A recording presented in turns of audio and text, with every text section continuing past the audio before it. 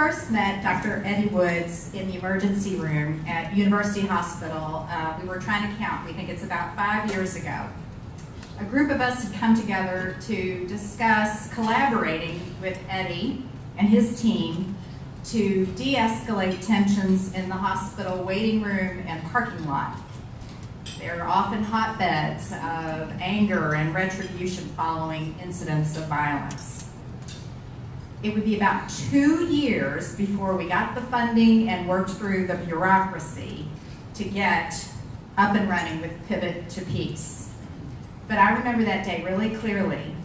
We looked Eddie in the eye and we almost did a pinky swear that we would get that project up and running. And that's because I trusted him immediately. I think that's Eddie's secret superpower, the ability to forge deep trust with people from all walks of life, from the hospital administrator to the young person in the street whose life has been marred by violence. His credentials are impeccable. He has a master's degree in criminal justice, a doctorate in criminal justice management, and many other professional accomplishments that were in his bio in Sparks. But I think his greatest achievement might be his reputation that he's earned on the streets as a trusted violence interrupter.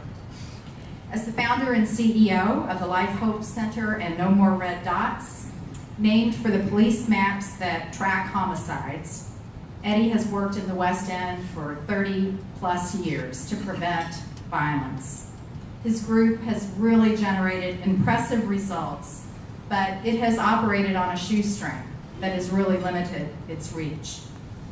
That changed this year when the city allocated over $1 million to implement Pure Violence, combining the expertise of Eddie and his team with an internationally acclaimed model that stops the spread of violence using the same public health strategies as we do in treating epidemics.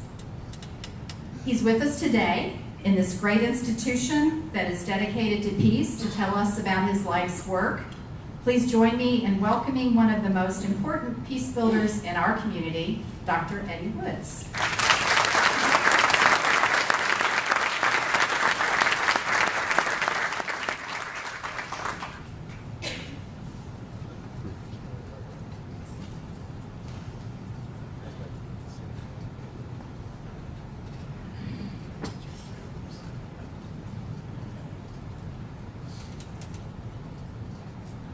You were right, there are a lot of people in there. Man. Okay, when I told my daughter what I was going to be doing today, she gave me the usual instructions. Behave yourself, Dad. So we're going to try to behave ourselves. We're going to try to give you the information that we wanted to give you, as well as shed some light on the work that we're doing in our city. Let me say that I came from one of those families where not very many people in the family knew how to even spell college. So I ended up going to college because my friends went, you know, and I didn't know where school was or anything like that. I mean, I was the worst student in the history of mankind. I probably would have failed lunch if they had given a grade for that. But I ended up going to college, and my mom and dad okayed it and all of that, but they thought all you had to do was just go. So I sent a handwritten letter to Eastern Kentucky University, and they sent me back something saying that I need to fill out an application and what have you. And I filled it out and signed my dad's name to it, and told him I was going to college. He said, "Okay, I'll see you." And I went ahead and sent it back to them, and they sent me something, said I was accepted. So I was real happy. I gave it to my mom, and she said, "Take it to your dad." So I carried it to him, and I said, "Dad, I'm accepted." And he said, "Well, we did that a long time ago, but okay, I'll see you." I said, "Well, I need some money." And now, this is going to date me a little bit, because when I went to college, it cost $189 for a semester. Look at y'all laughing. Y'all know. Yeah, he's an old guy. So, but my dad sent me to East Kentucky University with a deck of cards, $75, and a pair of dice. He said, he said, don't call unless something happens and you got to talk to us, okay?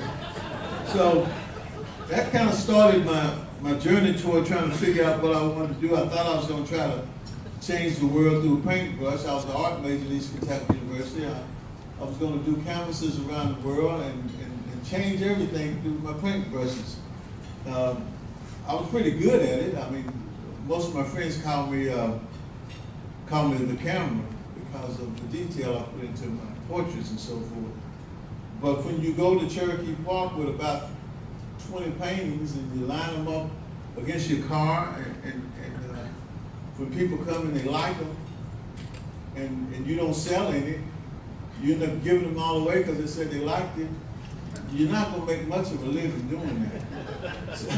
So we kind of had to change it, how we do stuff. So fast forward, let me explain that at No More Red Dots, we believe that in order to change violent behavior, you have to engage the offenders, potential offenders, and victims in meaningful alternatives to violent behavior. You can't do it any other way. You can't preach to them about what they're doing. You can't say that you need to be doing something different, or you need to go to this place or that place to get a new lease on life. You got to engage them in things that will help them to make better choices.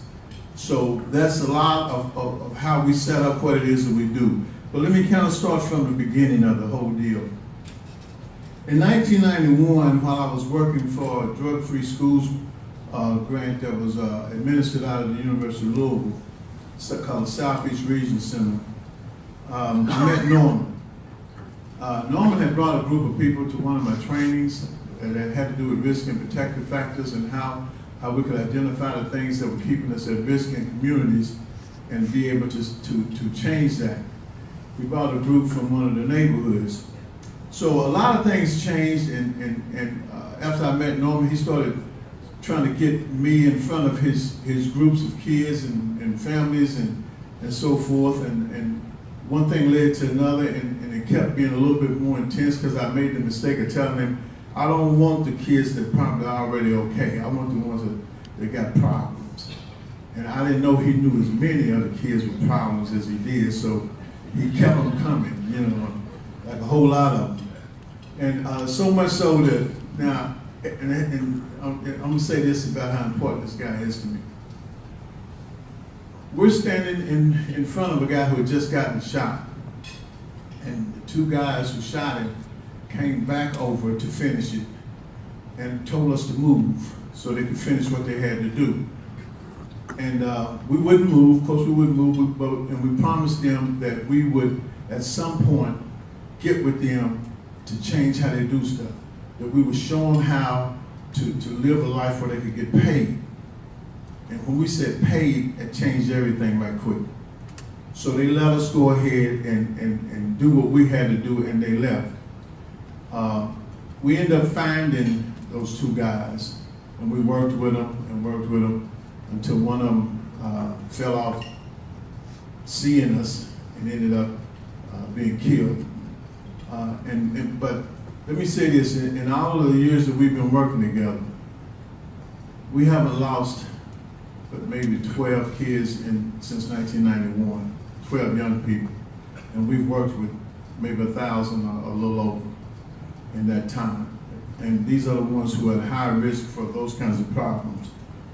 Between 1992 and 1995, we did group sessions virtually with no money throughout the projects in Louisville. We had 6 housing projects at the time. And the group sessions had to do with how do you make better choices, primarily how you negotiate your involvement with law enforcement, with the courts, how you put yourself in a position where you can value education, value family, and appreciate other people's decisions and choices. These were the things that we taught. These were actual workshops that we actually did throughout the city at that time. And a lot of the workshops would end up being late night because that's the only time we could have an audience with certain individuals. We had to do it late at night.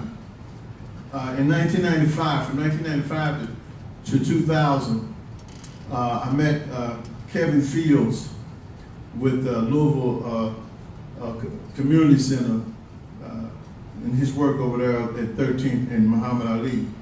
And he had submitted for a HUD grant. And the grant was for a program called Why Fall. And it was the Youth Programs of the Housing Authority of Louisville, acronym for that. We worked a lot with, well, almost exclusively with kids who were involved in gangs.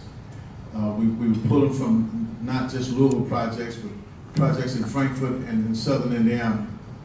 And we take them to Lexington to get programming under them, you know, ideas, and to have them figure out how to start community groups of their own, youth-led community groups of their own when they got back. So we showed them pretty much how to do that. We had a good time with them as well. One of the key features that we had was we worked with the Holiday Inn North in Lexington, and Holiday Inn North in Lexington was really good about showing the kids the dynamics of hotels and the business of hotels. They also were pretty good at giving us a whole wing of the hotel, so that we had the guys on the top floor and the girls on the bottom floor. Sometimes we reversed that, but we had to stay up all night to keep it like it's supposed to be, all right? So, that was a hard part. From 2000 to 2011, we pretty much did the work financed by my doing speaking engagements, as well as Norman doing team dances. And we used these, and anything else we could come up with. We were used to kind of hustling for causes, so it wasn't really that much of a problem to try to come up with the dollars. We just knew we had to do it, so that's what we did. And I was on the speaking circuit for universities in the Southeast Conference, as well as a lot of the ACC schools and so forth. And what I was teaching was something called risk and protective factor technology and risk-focused program development. How you do inventories to take a look at what are the things keeping you at risk and how you can address those things.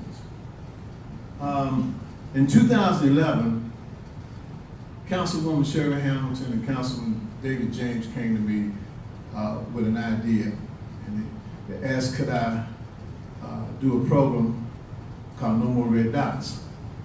So I got to thinking about it. I said, yeah, we could probably develop something around that. Give me the outline.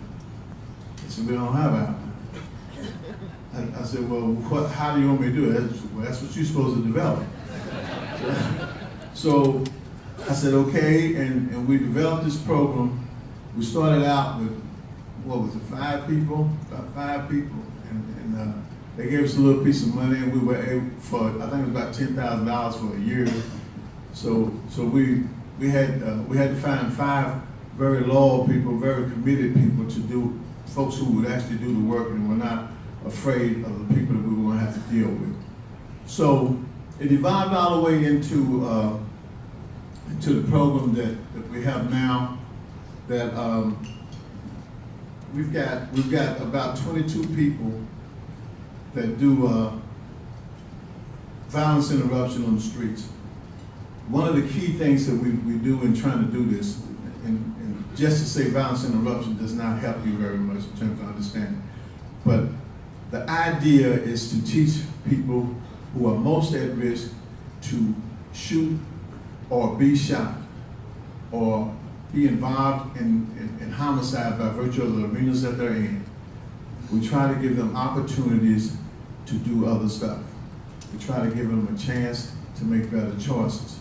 So in doing so, we had to develop a database of shooters, people who actually possess weapons, take pictures with weapons, known on the streets as shooters, those kind of things like that. And understanding that a lot of them were just folks who were profiling and trying to be tough guys and tough girls. You know, so in picking the people that we picked for our team, we had to pick folks in a lot of cases that came from that. But understand this, you don't have to go to penitentiary for 14 years to be good at street intervention. And you gotta understand that it's got a lot more tentacles to it than just what happens in the West End. A lot of what goes on in terms of homicide, shootings, and crime in our city is done by what we call transient crimes. These are people who commit crimes in certain neighborhoods that they don't live in. They live in other parts of the city. As a matter of fact, all over. So for us, in doing our strategy sessions, we have to figure out why it is that 2 guys from Newburgh turn up dead in Linden. We got to figure out what that is, because what we try to impact is retaliation. A lot of what we see in terms of homicides and shootings are things that happen because of robberies, because of old situations that created bad feelings between people, and even death. And in some cases, it's as much as years when they finally catch up with the person that they want to see to it that they pay for what they did. So in picking the folks, we had to have folks that kind of understood it. We had to have a lot of training in a lot of different areas. We trained our folks in risk and protective factor models and how to do risk assessments, sometimes quickly, and transformative mediation. All of our folks are trained in that area. And in November of last year, we were trained in the cure violence model of street intervention and interruption. And this was done through the Office of Safety and Health in Neighborhoods, which our partnership with Rashad and his group has been awesome, and from what I'm feeling, the best is yet to come. So that's a lot of what the work is, but one of the pieces is that we have to have programming that matters. So in our community, we just opened an education center where we're going to be working with GEDs and learning loss prevention, those kinds of things, as well as regular homework stuff and so forth along that line. But we also will be working with art projects, because what we found that there are a lot of very talented young people living in some of the worst situations. So we have to tune into the ones that draw well, the ones that actually sing and all of those kind of things like that. But what we try to do, instead of teaching them how to be entertainers, we teach them the business of entertaining so that they can actually make a living with it, understand a contract, write a contract, and those kind of things. We try to put them around people who can help them in that area, and that's part of our piece through the arts. Also, peace through fashion, that's our part of it as well. We did one of those this year. A lot of things we've tried, and we hope to be able to get the opportunity to do them again, resources permitting. Part of our special events things that we do a peace basketball league. And this is real important. We've done it for two times, and we're looking at doing it again somewhere toward the first part of next year, first part of 2019. And the way this is set up is we do it in an NBA style draft. And that's important because of this. A lot of the kids and young people who have problems with each other, shoot at each other, argue, fuss, fight, they don't get many opportunities to interact in a positive way with each other. So Norman and I talked about this thing and how we could best set it up. And he's really the master at setting up athletic events and those kinds of things like that. So what we decided to do was to have tryouts, open tryouts from every neighborhood, all at one time, and then we'd have a draft. We'd have the coaches looking at it, and we'd have a draft. So what that did was force people who are adversaries to play together on the same team.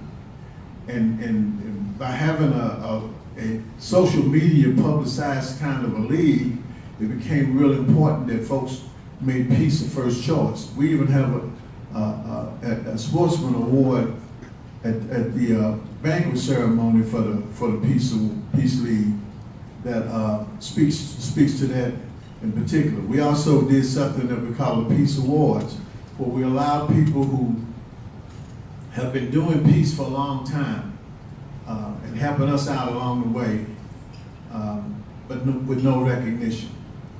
Folks who don't normally get recognized. And that came from a lot of different walks of life. Matter of fact, we had it in this room when we had our Peace Awards. And I think it's something like about 8 more people in here now than it was then. I made that up. So, we also help with court support, you know, helping people understand what's happening with court proceedings.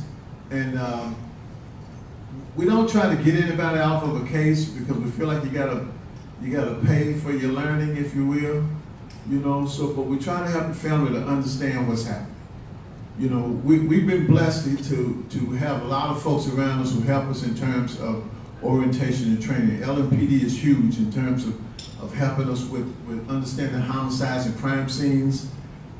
Thereby, when we go to a crime scene, we can help folks to understand why it is that it's set up like it is, and a loved one is in the, you know, having to be on the street for a while. So, you know, because you can't contaminate evidence. So that part of it, we get a lot of training through peace education program, and conflict resolution, conflict management. We don't have many chances to resolve conflict, so we have to be able to manage it relatively quickly, as well as our interaction with a lot of different organizations and different companies. Everything from a lot of the trainings that they have at Metro United Way. We've had orientation at the hospital that allows us to understand the problems created when loved ones are not, loved ones of people who are what's called GSWs or gunshot wound victims. When they don't get the information they need right away, they tend to want to bum rush meaning to interrupt the services at the hospital staff. So what we do at the hospital, because we know most of the people who are in the waiting rooms, and as well as we know a lot of the victims, it helps us to be able to have that relationship with them that keeps them calm and gets them the information that they need. All of our people are assigned to hotspots, but we primarily work in Shawnee and Portland area as our primary areas right now. What we're trying to do is to maintain what has been a reduction in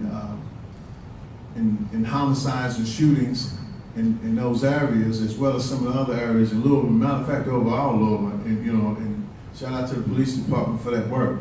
You know, as well as the work that's being done by a lot of different groups, including One Love Louisville, the Ambassadors, and of course No More Red Dots.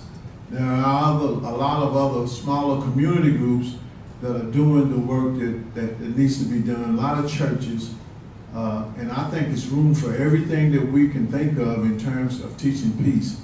The visuals work, all of those kinds of things, you know, the candlelight things, all of those things work. We shouldn't downplay any particular initiative, but just do the best to understand it and participate in any way that you can. I think let me close by saying, I think there's a lot of room for all of us to be involved in violence interruption and violence prevention. I think what has to happen, though, is that we have to make peace the first choice. We have to be willing to teach peace in every arena that we're in. That means boardrooms, putting it on the agenda. That means church, schools, conversations, social media. It has to be something that becomes a way of life for us. It can't just be an afterthought, or it can't be something that pops up every time somebody does something in a church or in a school or on the street, or in a grocery store. It has to be your way of life, because we're living in that time right now where nobody can actually afford to be a spectator. We don't have that kind of luxury anymore. Everybody's got to be involved some kind of way in doing what you know needs to be done. You know, and let me say this about the incident that happened in our community. I don't get shook very often. I mean, we've been in situations where when the gunshots start to happen, me and my partner tend to run toward the gunshots to figure out what's going on and how we might get interrupted things some kind of way. But what happened in Kroger, and this was kind of unnerving to me, mostly because of what my son asked me. Because I've always taught them how to be vigilant and how to be alert and how to protect yourself. All of my kids are trained individuals, basically. They know what to do in situations. But when my son asked me, Dad, how do you protect yourself against that? And I didn't have anything close to an answer. Nothing. So the best I could do was to send out a group me to our team, and we basically asked folks to be vigilant. Ask folks to pay attention. If it don't look right, then it probably is not right. But you might not know what's wrong with it. If everybody's involved, and everybody does what they have to do in terms of being vigilant, we're going to be able to stop some things you won't. There's nobody in this room right now that appreciates your time more than me. Thank you.